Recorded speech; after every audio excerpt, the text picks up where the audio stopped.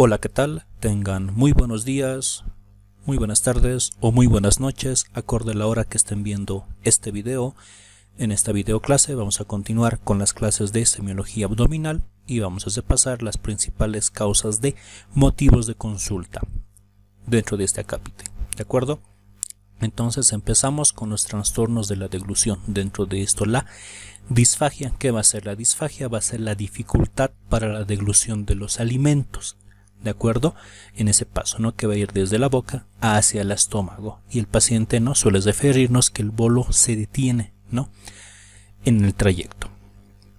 Si recordamos, fisiológicamente las fases de la deglución son tres: una fase oral, que es voluntaria, en el cual el bolo alimenticio, ¿no?, empujado por lo que es la lengua, pasa hacia lo que es la faringe y luego hacia lo que es el esófago, ¿no? Y los movimientos peristálticos de estos lo llevarán hacia lo que es el estómago, ¿verdad? Ahí va a estar lo que es la fase faringe y la fase esofágica, que son involuntarias, ¿de acuerdo? La fase faringia es voluntaria a un inicio, ¿no? Pero luego es involuntaria, al igual que la fase esofágica. Ahora, dentro de la etiología de la disfagia lo vamos a clasificar en dos grupos: las de causa orofaringia y las de causa esofágica, ¿de acuerdo? Dentro de las causas orofaringias vamos a tener enfermedades neuromusculares, trastornos motores y defectos estructurales. Dentro de las enfermedades neuromusculares puede ser secundario a trastornos neurológicos, por ejemplo, un accidente vasculocerebral, una enfermedad de Parkinson, una miastenia gravis. Dentro de los trastornos motores, ¿no?, una disfunción a nivel del esfínter esofágico superior, defectos estructurales, ¿no? Tendríamos un divertículo de Zenker, algunas neoplasias, etc. Dentro de la etiología esofágica también trastornos motores. Aquí recalcamos lo que es la acalasia, ¿no? Esa contracción intensa a nivel de lo que es el esfínter esofágico inferior, que también va a obstruir el paso de los alimentos, ¿no?, desde del esófago hacia lo que es el estómago, ¿no? Tenemos también el espasmo difuso esofágico, la esclerodermia. Dentro de las lesiones estructurales obstructivas, esas se van a clasificar en intrínsecas y extrínsecas. Dentro de las intrínsecas, una estenosis péptica, un anillo de Schatzky, un CA de esófago. Dentro de las extrínsecas, tumores mediastínicos, dilatación auricular izquierda, ¿no? Esto muy importante en relación, ¿no?, a la relación anatómica, ¿no?, de esta aurícula izquierda con lo que es el esófago, ¿no? Ahí, a modo de ejemplo, ¿no?, podemos ver un flujograma en relación al diagnóstico diferencial de la disfagia por la anamnesis, ¿verdad? El paciente viene con disfagia, hay que preguntarlo primero, ¿no?, si la dificultad es al inicio de la deglución. Si es así, podemos pensar en una disfagia orofaringia, ¿no? Y a partir de aquí todas las causas que hemos mencionado hay que ir investigando e indagando. Si esta se atasca después de la deglución, ¿no?, ya será de tipo esofágica, ¿no? Y aquí hay que preguntar al paciente, ¿no?, si esa disfagia es con los sólidos o es con los líquidos o es con ambas, ¿de acuerdo? Si es con los sólidos puede deberse una obstrucción mecánica, ¿verdad? Si fuera con los sólidos podría deberse a una acalasia, por ejemplo, ¿no? Y de esa forma, ¿de acuerdo? Ahí, como pueden ver en el flujograma, se puede ir siguiendo, ¿no?, con las tres preguntas. Si hay un trastorno neuromuscular, ver si es de tipo intermitente, progresivo, ¿verdad? Por ejemplo, si es de tipo progresivo, hay que seguir indagando y podríamos llegar, por ejemplo, a una acalasia, ¿no?, en el cual el trastorno es principalmente a los sólidos. Entonces, dentro de lo que es el enfoque de la anamnesis, ¿qué es lo que tenemos que preguntar? El tipo de alimentos que producen los síntomas: son sólidos, son líquidos, son ambos. Ver la evolución, si es intermitente o es progresiva. Ver la dificultad, preguntarnos, ¿no?, si la dificultad es al inicio de la deglución o es después. El comienzo es brusco, dónde se atasca el alimento, hay síntomas asociados, hay disminución de peso, hay medicamentos relacionados, ¿no? Y los diagnósticos diferenciales. Muy importante los conceptos básicos de estos, ya que han sido preguntados y pueden volver a ser preguntados, ¿no? Disfagia, ¿cuál es el concepto? Ya que no es lo mismo que odinofagia. La odinofagia es el dolor con la deglución, que puede deberse ya sea una inflamación de la mucosa faríngea o esofágica, ¿no? Otro diagnóstico diferencial, por ejemplo, tenemos a lo que es el globo histérico, que va a ser la sensación de ocupación, ¿no?, a nivel de la garganta. Muy bien, continuamos al examen físico, ¿no? Y en la anamnesis hay que indagar, ¿no?, si hay causas neurológicas implicadas u otras, ¿no?, endocrinas o neoplasias, ¿no? Ver si es secundario un accidente vasculocerebral, si hay la presencia de signos de síndrome extrapiramidal, ¿no? Si hay signos relacionados con el hipotiroidismo, como una hiporreflexia, piel seca, ¿no? Si hay adenopatía cervical o supraclavicular, ¿no?, etcétera. Y hay otro ejemplo de flujograma que nos presenta el texto en relación a la disfagia, ¿verdad?, en el cual posterior a la anamnesis y examen físico se puede complementar con un estudio radiográfico contrastado, ¿no?, para poder ver si este es normal o si existe una lesión estructural, ¿no?, y continuar con los pasos consecutivos. Trastornos de la digestión, nos pasamos a otro punto. Tenemos lo que es la dispepsia, ¿no? Dis significa mala y pepsis, digestión. ¿Cuál va a ser la definición de esta? Va a ser el dolor o malestar localizado a nivel del epigastrio, ¿no? El paciente también suele referirlo, ¿no?, en la parte superior del abdomen, del hemiabdomen superior, ¿no? ¿Qué características tiene esta? Que es generalmente crónico, recurrente, ¿no? Tiene una evolución mayor a un mes, ¿no?, y está desencadenado por la ingesta de alimentos, ¿no? El paciente suele referir saciedad precoz, distensión abdominal, la presencia de eructos, acidez, náuseas y ardor. Dentro de los tipos de dispepsia tenemos los siguientes: la de tipos de flujo, ulceroso y trastornos de la motilidad. La de tipos de flujo va a estar relacionado con acidez y regurgitación ácida. La de tipo ulceroso, el paciente referirá dolor a nivel del epigastrio, que es intermitente, que se despierta por la noche, ¿no?, pero que puede calmarse con antiácidos. La que está en relación con los trastornos de la motilidad se va a relacionar con una saciedad precoz, una distensión postprandial, náuseas, vómitos y sin presencia de dolor. ¿De acuerdo? Según la Sociedad Americana de Endoscopía Gastroenterológica y el Comité Roma 3, se va a definir la dispepsia como aquel síndrome caracterizado por la presencia de alteraciones anatómicas o funcionales del tracto gastrointestinal superior, ¿no? Y para definirlo se utiliza los criterios de Roma 3, ¿no? Y son estos, los cuales los síntomas deben estar presentes al menos 6 meses antes del diagnóstico y activos durante al menos 3 meses, presentando uno más de estos que ven acá, ¿no? Plenitud postprandial, saciedad precoz, dolor epigástrico y ardor epigástrico. ¿De acuerdo? Muy bien. Aquí recordando un poco de la fisiopatología en relación a la dispepsia, que va a estar relacionada, son diversas teorías planteadas en el texto, ¿verdad? Una hipersensibilidad al ácido gástrico, trastornos de la motilidad y acomodación gástrica, hipersensibilidad gástrica, puede estar relacionado con una infección por Helicobacter pylori y otros trastornos psicológicos, ¿no? Entonces esta dispepsia se va a poder clasificar de tipo funcional si cumple los criterios de Roma 3, como los cuales ya mencionamos previamente, ¿no? O de causa orgánica, cuando se objetiva una causa, ¿no? En este otro cuadro podemos ver las principales causas de dispepsia también, ¿no?, las cuales, miren, un 60%, mayor al 60%, se va a deber a causa funcional, ¿no? Y dentro de las causas orgánicas van a estar principalmente una úlcera péptica, una enfermedad por reflujo gastroesofágica y secundario a medicamentos, por ejemplo, AINES.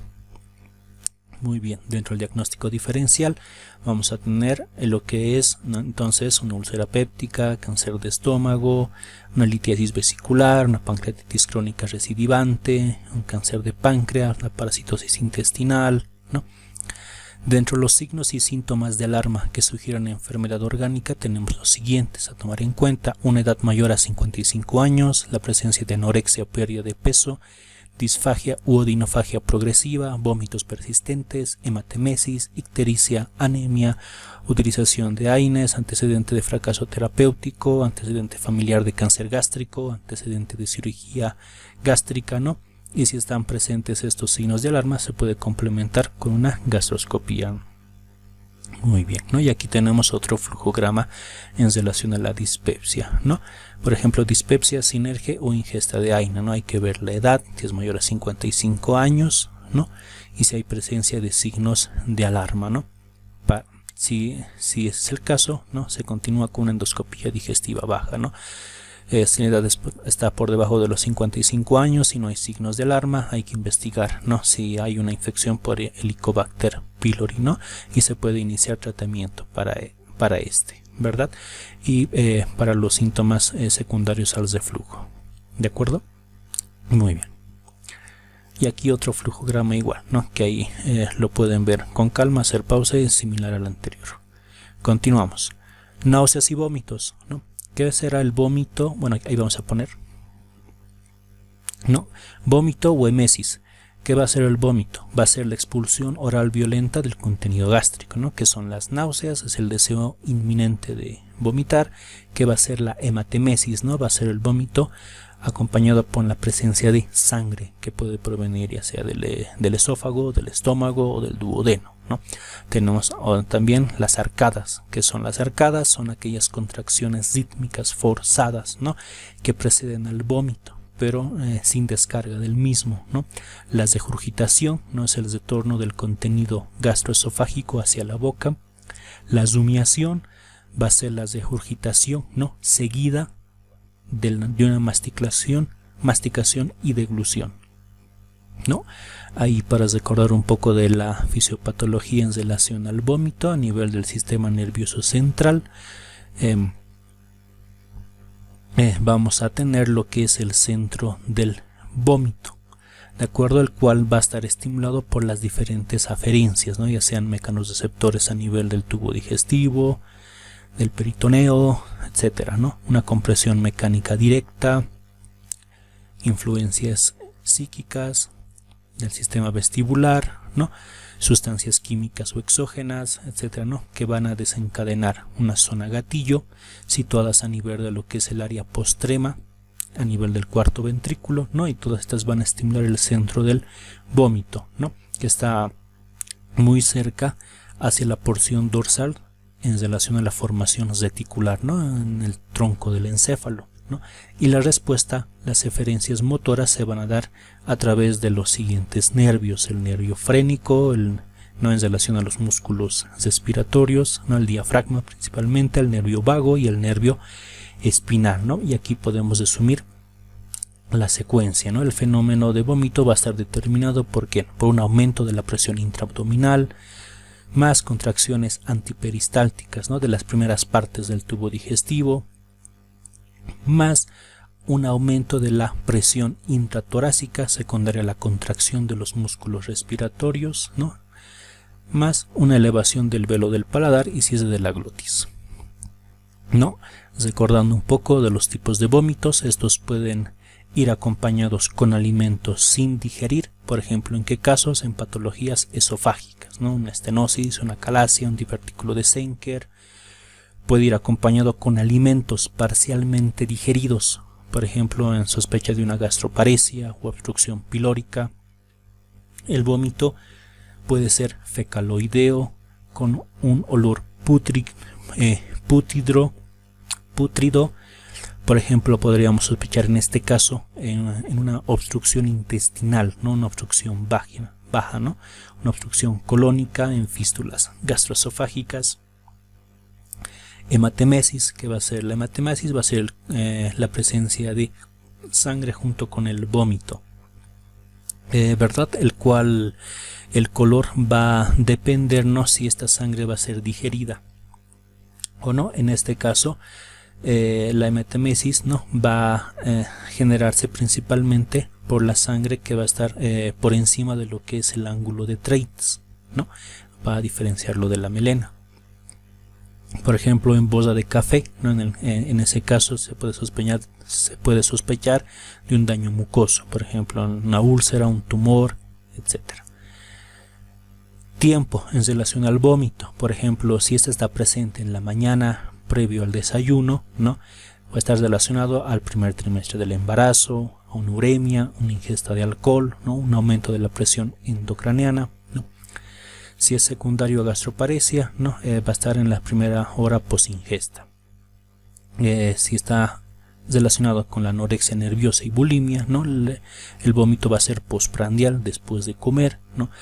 En los cuadros conversivos histéricos, ¿no? Los vómitos son continuos, etcétera. Síntomas asociados, por ejemplo, si al vómito se le acompaña dolor, ¿no?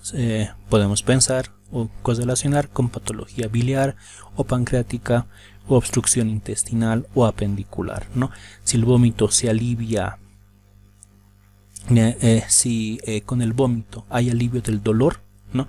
Podríamos sospechar en una úlcera péptica, ¿no? Si hay disminución del peso, un SEA, ¿no?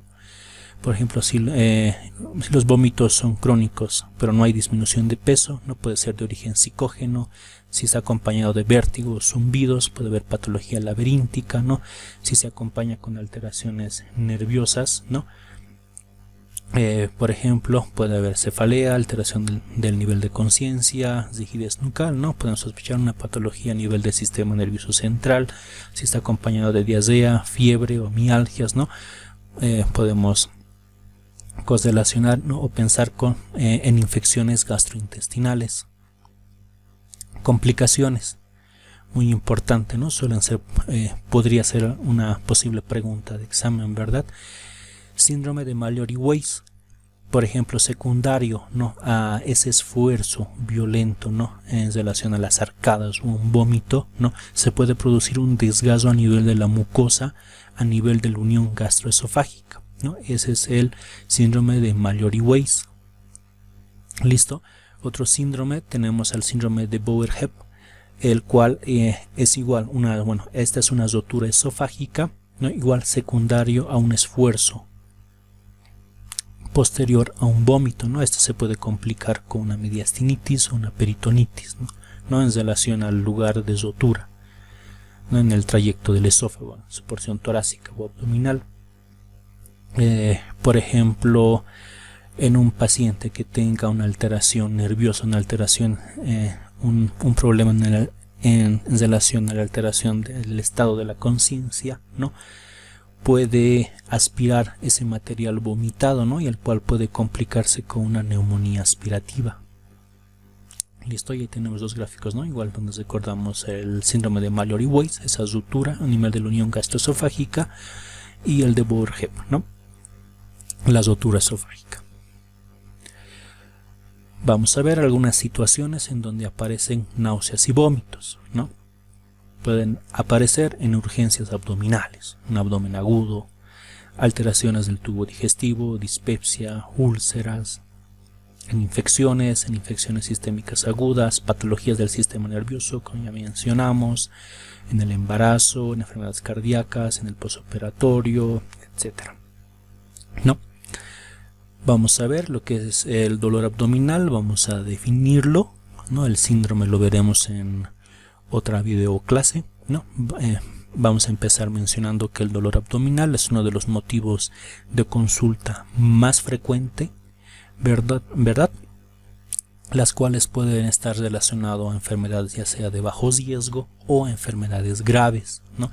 Algo muy importante es que de un 30 al 40%, ¿no? De los pacientes que acudan a consultas refiriendo, ¿no? dolor abdominal, muchas veces o en ese porcentaje no puede llegarse a una etiología específica, ¿no? Y ahí para empezar a mencionar que es el abdomen agudo, no es un síndrome clínico, no, que va a tener signos y síntomas abdominales, en el cual el predominante es este, ¿no? El dolor abdominal, ¿no? Es muy importante en ese caso hacer el diagnóstico y una terapéutica rápida, ya lo veremos igual más adelante, el cual se puede clasificar, ¿no? en un abdomen médico, y un abdomen quirúrgico, ¿no? Generalmente el abdomen agudo de tipo quirúrgico es una urgencia, ¿no? Y este tiene un periodo de evolución muy rápido, ¿no?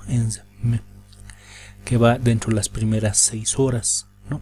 En cambio el abdomen agudo de tipo médico, este es un poco más crónico, ¿no? Y tiene un periodo de evolución más amplio, de semanas a meses, ¿no? Aquí, para empezar a mencionar un poco de la fisiopatología del dolor abdominal, en este caso en relación a su mecanismo de producción, lo vamos a clasificar en 3 tipos: un dolor visceral, un dolor somático y un dolor referido, para ir aprendiendo y recordando estos conceptos también, ¿de acuerdo? Y sus características semiológicas.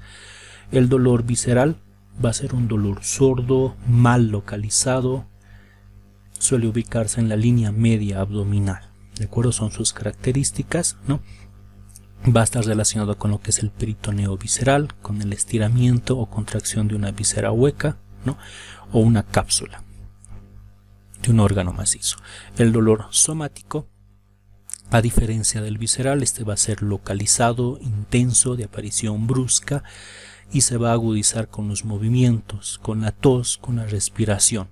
Este va a estar relacionado con lo que es el peritoneo parietal, con causas inflamatorias, ¿no? Puede estar acompañado de un espasmo reflejo en la musculatura abdominal. Y luego tenemos al dolor referido, ¿no? Este tiene como característica de que se va a percibir a distancia del órgano afectado, ¿no? Y va a estar en relación a estructuras viscerales. Ahí tenemos como por ejemplo, ¿no? En un infarto agudo de miocardio, como el dolor se irradia hasta lo que es el hombro izquierdo y la cara medial del brazo, cara cubital del antebrazo, ¿no? Y los dedos. Entonces tenemos un dolor abdominal agudo, el cual va a tener un tiempo de evolución menor a 7 días, ¿no? Y un dolor abdominal crónico, ¿no? Que va a tener un tiempo de evolución de semanas, de 2 a 6 semanas, ¿no? Dentro de las características del dolor abdominal crónico tenemos, por ejemplo, las siguientes: una dispepsia no ulcerosa, úlcera péptica, ERGE, una enfermedad biliar, un síndrome de colon irritable, una pancreatitis crónica, un cáncer gástrico, etcétera, etcétera, ¿no? Y ahí, una vez más, para ver la etiología, ¿no? En los cuadros del texto lo vamos a clasificar en un origen intraperitoneal y un origen extraperitoneal, ¿no? Dentro del intraperitoneal vamos a tener aquí las causas inflamatorias, ¿no? Por ejemplo, una peritonitis bacteriana, una perforación de víscera hueca, ¿no? Secundaria a una apendicitis, ¿no? Puede ser de causas mecánicas, ¿no? Una obstrucción intestinal, un hemoperitoneo de causa isquémica, ¿no? Una isquemia mesentérica aguda, oclusiva, no oclusiva, de causa traumática. De origen extraperitoneal, ¿no? Pueden ser causas torácicas, por ejemplo una neumonía, ¿no? Eso es muy importante, lo vamos a ver en síndrome de abdomen agudo, ¿no? En el cual tiene causas extraabdominales, ¿no? También.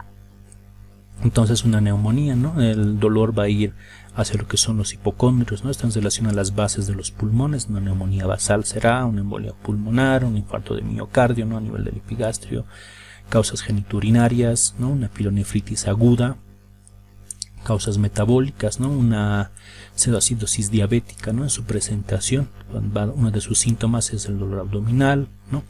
De causas neurológicas, ¿no? Puede ser por una infección por herpes zóster, etcétera, ¿no? Y en ese cuadro lo pueden ver, ¿no? Un resumen de lo que hemos hablado previamente, ¿no? Los tipos de dolor, ¿no? Cómo se van a clasificar el dolor, de causas médicas, de causas quirúrgicas, etcétera. Pasamos al siguiente. La diarrea. ¿Qué va a ser la diarrea? El aumento del número de deposiciones con una consistencia más fluida, de acuerdo al aumento en el número de deposiciones, en el cual la consistencia es más fluida, es más líquida, ¿no? Y si le damos un valor, tiene que ser mayor a 200 gramos día, ¿no? Estas se van a clasificar en agudas y crónicas. Aguda, cuando el periodo de evolución es menor a 2 semanas, y crónica, cuando el periodo de evolución o el tiempo de evolución es mayor a 4 semanas, ¿no? Y ahí tenemos resumido las principales causas de estas, ¿no? En aguda, secundario, enterotoxinas, neurotoxinas, la crónica, ¿no? Y ahí su clasificación también, que lo vamos a ver ahora. Entonces la diarrea de tipo agudo no tiene las siguientes causas, no puede deberse secundario a infecciones virales, ¿no? Por ejemplo rotavirus, citomegalovirus, ¿no? De causa bacteriana, E. coli, Campylobacter, Shigella, Salmonella, de causa parasitaria, ¿no? Secundario a entamoeba histolítica, Giardia lamblia, Cryptosporidium, enterotoxinas, ¿no? En relación al cólera, Clostridium perfringens, secundario a fármacos también, ¿no? De tipo crónico, estas se las puede clasificar en relación a su fisiopatología, de causa osmótica, de causa secretora, cuando hay alteraciones de la motilidad, cuando hay de causa inflamatoria, por ejemplo de causa osmótica, ¿no? Cuando empieza a acumularse ciertos nutrientes que no llegan a absorberse a nivel del intestino, ¿no? Y estas tienden a convertirse en sustancias osmóticamente activas, ¿no? Que son como una fuerza de atracción del líquido, ¿no? Que van arrastrando hacia lo que es la luz del intestino, ¿verdad? Por ejemplo, ¿no? Es secundario a una mala absorción de hidratos de carbono, lactulosa, etcétera. ¿De acuerdo? Las de causa, la de tipo secretora, cuando hay una alteración en el transporte de iones a nivel del epitelio intestinal. Por ejemplo, tenemos el síndrome carcinoide, Bipoma, síndrome de Zollinger-Ellison, ¿no? Alteraciones de la motilidad, cuando hay alteración a nivel de lo que es, cuando el tránsito intestinal es acelerado, ¿no? De causa inflamatoria, cuando hay una pérdida de la integridad a nivel de la mucosa, ¿no? Por ejemplo, enfermedad de Crohn, una colitis ulcerosa. Continuamos, ¿no? Algo muy importante, ¿no? Cuando veamos un paciente con diarrea, ¿no? Hay que ver algunos puntos muy importantes en el examen físico, ¿no? Como por ejemplo la hidratación, ¿no? Si el paciente está deshidratado, ¿no? Eso será en relación a la cantidad de diarrea que ha perdido, ¿verdad? Ver si hay hipotensión ortostática importante, que puede estar presente cuando hay una gran pérdida de volumen, ¿no? Si está acompañado de fiebre alta, ¿no? Podemos sospechar de una infección, ¿no? Si hay disminución de la motilidad intestinal con ausencia de signos de estudios intraaéreos, si se acompaña de erupción de la piel, por ejemplo en algunas gastroenteritis virales, ¿no? Ir estudiando si se acompaña o no de una Salmonella typhi, por ejemplo, ¿no? En la cual se podría ver máculas y pápulas a nivel del tronco. Continuamos. Constipación o estreñimiento, ¿de acuerdo? ¿Qué va a ser esto? ¿Cómo lo vamos a definir? Por la presencia de dos o más de los siguientes signos, que tienen que estar presentes por más de 3 meses, ¿no? Menor a 2 evacuaciones por semana, que la materia fecal sea dura, ¿no? Que esté acompañado de evacuaciones forzadas o dificultosas, ¿no? Que haya la sensación de evacuación incompleta, ¿de acuerdo? Y aquí lo vamos a ir clasificando, que puede ser de causa extracolónica, funcional, o de causa mecánica o estructural, ¿no? Si la constipación es extracolónica, ¿no? Estará en relación a los hábitos dietéticos, será una baja ingesta de fibra, por ejemplo, o de líquidos, ¿no? Puede estar en relación a algunos fármacos, algunas causas endocrinometabólicas, algunas alteraciones neurológicas. Si es de tipo funcional, estará en relación con un tránsito colónico lento, un síndrome de colon irritable, una disfunción a nivel del piso pélvico, ¿no? Si es de tipo mecánico o estructural, podría relacionarse a un cáncer de colon, una estenosis, un vólvulo, un rectocele, una fisura anal, un absceso perianal, presencia de hemorroides trombosadas, una enfermedad de Hirschsprung, Chagas, etc. ¿No? Y aquí lo podemos clasificar una vez más, ¿no?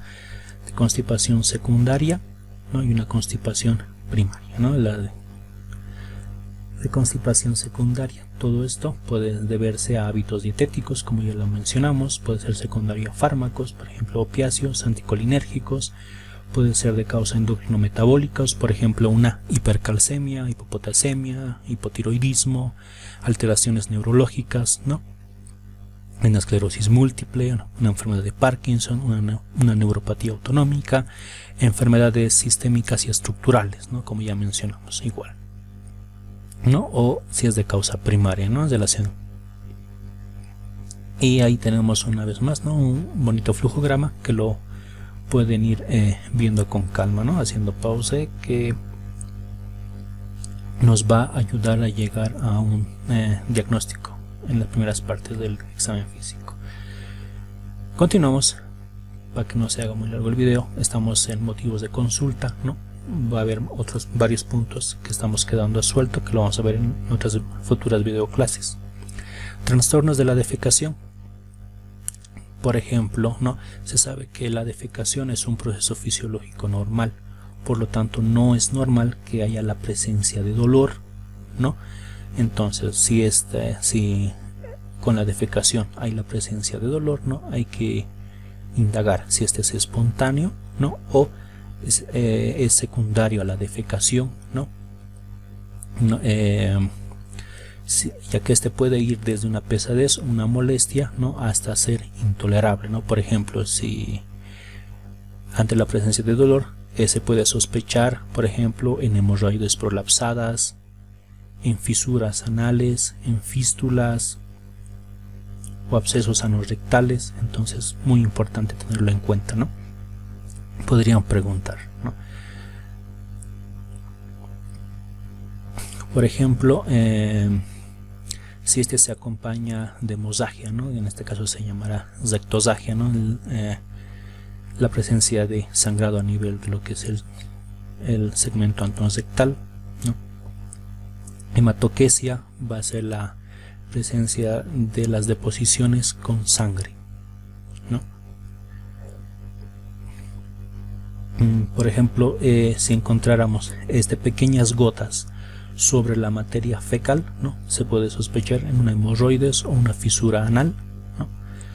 Si hay abundante sangre, se puede sospechar, por ejemplo, en una colitis ulcerosa, la presencia de divertículos, ¿no? O que el origen del sangrado sea en una parte más alta de lo que es el tubo digestivo, ¿no? Ahí podemos ver en esa imagen, ¿no? Lo que es el recto, la parte no rectal, ahí vemos una fisura, ¿no? Y en endoscopía, ¿no? Hay varios puntos sangrantes. Secreción. Por ejemplo, si la materia fecal se acompaña de una secreción mucosa, ¿no? Se puede pensar en una hiperactividad glandular. Si se acompaña de una secreción purulenta, se puede pensar en una fístula a nivel anorrectal, ¿no? Si se acompaña de pujo, ¿no? Bueno, ¿qué es el pujo? Vamos a ir definiendo. Es el dolor abdominal acompañado por la falta de evacuación, ¿no? Con sensación de dolor a nivel anal. Tenesmo, el deseo continuo, doloroso e ineficaz al defecar, ¿no? El paciente siente el recto ocupado todo el tiempo, ¿no? Es lo que nos refiere. Continuamos con la ictericia. ¿Qué va a ser la ictericia? Va a ser la coloración amarillenta de piel y mucosas, de verdad, la cual va a ser visible cuando la bilirrubina total va a estar por encima de los 2-3 miligramos por decilitro, ¿no? Ya que sabemos que lo normal es que esté por debajo de 1 miligramo decilitro, ¿no? Ante la presencia de esa coloración amarillenta, ¿no? Se puede sospechar en las siguientes causas, ¿no? En relación a la parte abdominal: una hepatitis viral o parasitaria, podría ser secundario a un daño hepático como una cirrosis, a cálculos biliares, ¿no? Obstruidos a nivel del conducto colédoco, aunque puede relacionarse a un cáncer de páncreas, etcétera. ¿De acuerdo? Bueno, pues hasta ahí. Muchas gracias. Espero que este resumen les sirva para su estudio. Hasta otra ocasión.